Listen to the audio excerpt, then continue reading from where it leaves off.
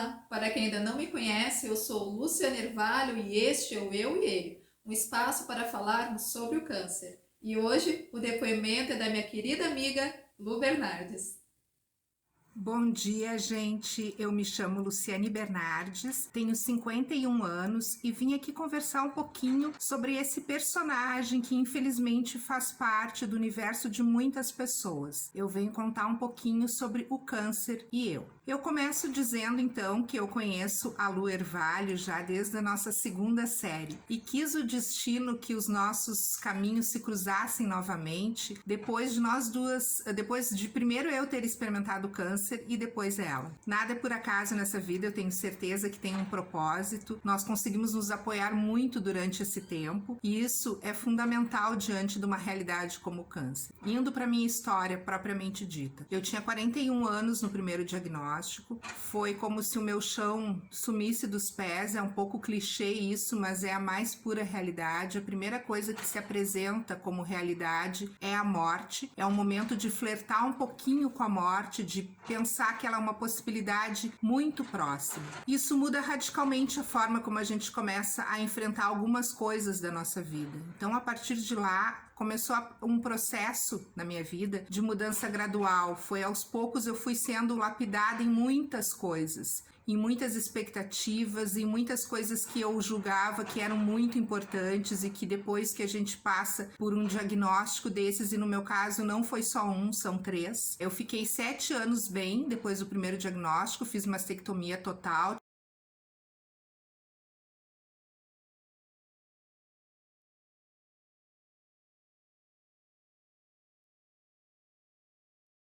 Tive câncer de mama, perdi cabelo, perdi mama. Fiquei 7 anos bem achando que essa realidade, negando essa realidade um pouco. Hoje eu vejo que tinha muito de negação, de negar essa realidade oncológica. Mas o câncer voltou e depois desse eu tive mais 2. Parecia um jogo de fases difíceis de conseguir vencer. E agora faz 3 anos então que eu tô distante assim dos tratamentos e do diagnóstico. Eu acho que foi no fim de tudo assim, eu penso que o câncer foi uma baita de uma oportunidade de ressignificar a minha vida. Eu acho que a gente consegue dar mais valor para a vida quando a gente confronta a morte. Eu acho que esse é um convite que eu faço, porque a gente não precisa ter câncer para melhorar. Eu penso que eu melhorei muito como pessoa. Eu me livrei de muitos preconceitos, de muitos pré-julgamentos, e eu tenho certeza que isso foi fundamental para a saúde emocional que hoje eu tenho. Eu tive muitos altos e baixos. Na verdade, a gente vive durante o tratamento do câncer, a analogia é de uma montanha russa. Dias de alta e dias de baixa, assim, dias de profunda depressão, que não quer sair da cama, que não quer fazer nada.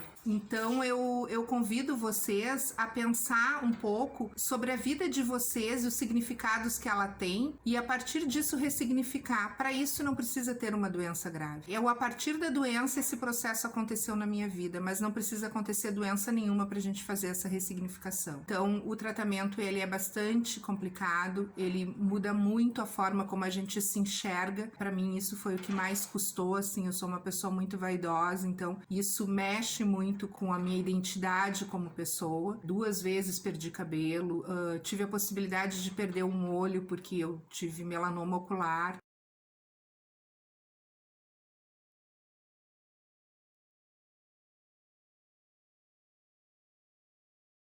A possibilidade também de pensar que um diagnóstico novo de melanoma, então, é uma coisa que é um palavrão pior do que o do câncer. Mas depois de tudo, assim, fica esse enfrentamento que a gente não tem como outra alternativa senão enfrentar. Eu quero deixar um recadinho para quem tá passando por isso, de focar nas coisas positivas e na fé que todo mundo, eu acredito, que tem em alguma coisa. Isso foi fundamental para mim. Além da fé também, eu sou uma pessoa de muita leitura, eu leio muito e eu acho que as histórias, eu tinha um bom repertório de histórias dentro de mim, tanto dos romances, crônicas, como as próprias histórias do evangelho. A espiritualidade é uma coisa bastante importante. Essas histórias me constituem e me ajudaram a enfrentar. Tem um autor gaúcho aqui de Porto Alegre, um casal de autores, na verdade, a Diana e o Mário Corso, eles têm um livro chamado Fadas no Divã, e eles dizem o seguinte, que uma pessoa que lê bastante é como ela se dispusesse de uma boa caixa de ferramentas, e que as histórias seriam as ferramentas que nos ajudariam nos enfrentamentos das diferentes realidades. Eu pensei nisso e vi que isso tinha muito sentido na minha vida. E eu comecei a ver assim que durante o tratamento algumas coisas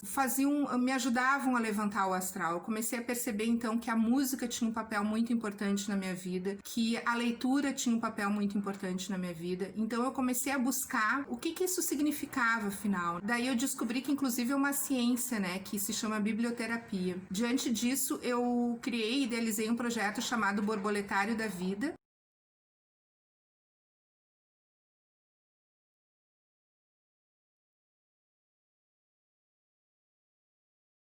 que leva serenata e uma mala de livros nos hospitais, onde as pessoas estão fazendo o tratamento oncológico. E nesse espaço, então, quando a gente vai fazer uma intervenção no hospital, a gente sai de lá, assim, sabendo exatamente como é a vida e o que a gente tem que valorizar, né? Eu até me emociono com isso, porque nesse ano a gente não conseguiu fazer nenhuma intervenção por causa da pandemia, mas quando a gente sai de lá, a gente sai tão abastecido, parece que a gente foi oferecer alguma coisa para os outros, mas na verdade a gente confronta os próprios medos, as próprias inseguranças, e a gente sai de lá muito melhor. Então, Borboletário da Vida, quem quiser seguir, a gente tem uma página no Facebook e no Instagram. Essas minhas experiências todas, assim, super reflexivas, me fizeram também a buscar um curso de escrita. Então, hoje eu me considero uma escritora, eu já tenho dois contos em coletâneas publicados, e o meu livro vai sair na Feira do Livro de Porto Alegre desse ano, vai se chamar Sofá Azul, Crônicas do Inesperado. O câncer foi o grande inesperado na minha vida, mas também foi um grande professor. E eu gosto de me vincular com essa ideia e com essas pessoas para crescer mais. Tem uma coisa muito importante na minha vida também, que é o Projeto Camaleão, Autoestima contra o Câncer, aqui de Porto Alegre. Convido vocês também, que agora é online, então em tempos de pandemia ele tem um alcance no Brasil inteiro, então é um espaço muito bom de reflexão, de partilha, de encontrar gente como a gente, que tem os mesmos medos. E no fim de tudo, assim, uma gratidão imensa pela vida, por Deus, pela família que Deus me deu também, meus filhos. Eu tenho 3 filhos adultos que são, assim, meu porto seguro, meu marido também. E a gente vai quebrando pedras pelo caminho e faz das pedras um caminho. É isso que eu quero deixar para vocês. Façam das pedras um caminho para vocês. Um grande beijo, e que vocês possam passar por isso, assim, com coragem, porque é o que a gente tem que ter. Coragem e valentia. É só o que a gente precisa ter, e muita fé, muita fé.